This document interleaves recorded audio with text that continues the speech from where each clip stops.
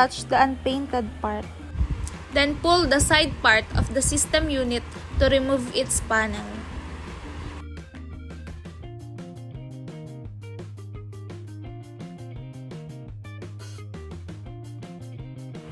Unscrew or unlatch the cooler. Gently twist if it's stuck due to thermal paste. Unplug gently the fan cable from the motherboard.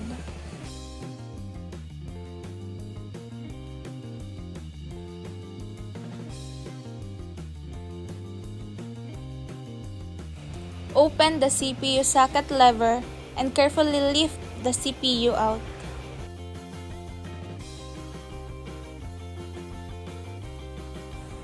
CPU or Central Processing Unit is the brain of our computer. It handles all instructions from software and hardware.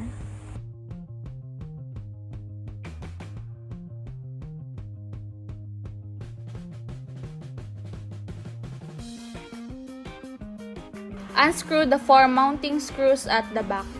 Carefully slide the PSU out of the case.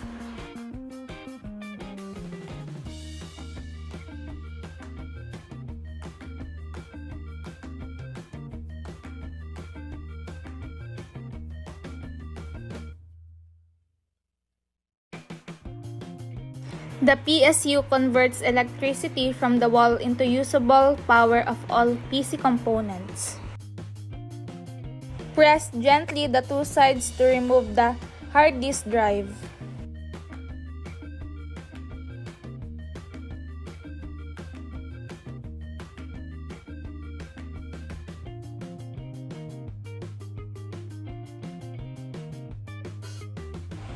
HDD stores your files, apps, and system. It keeps data even when the PC is off.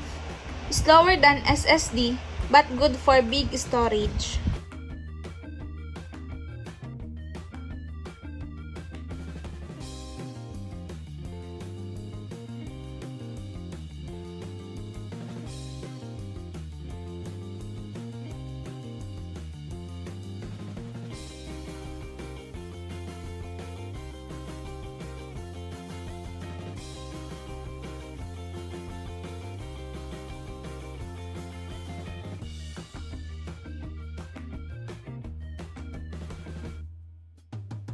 The motherboard connects and powers every component.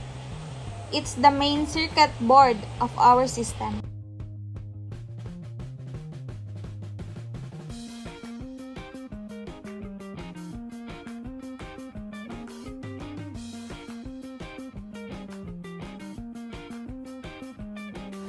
Lift the CPU socket lever. Make sure that the CPU is aligned with the socket. Gently place the CPU in and lower the lever. Next, attach the cooler and screw it down. Plug in the CPU fan connector.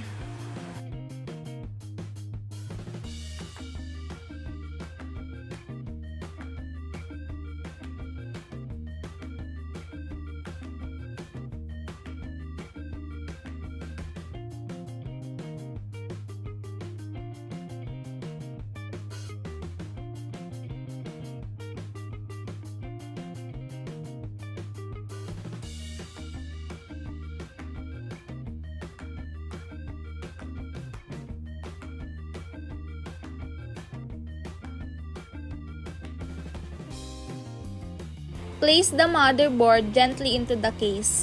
Align it with the I/O shield and screw holes.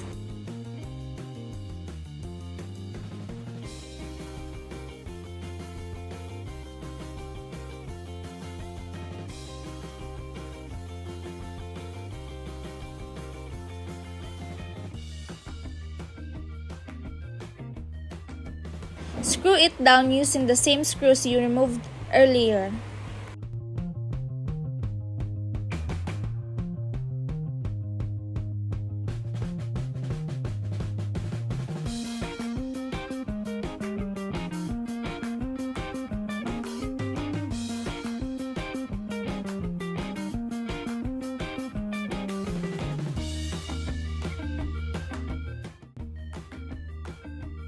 Next, reinsert the hard disk drive into its drive bay and reconnect the cables.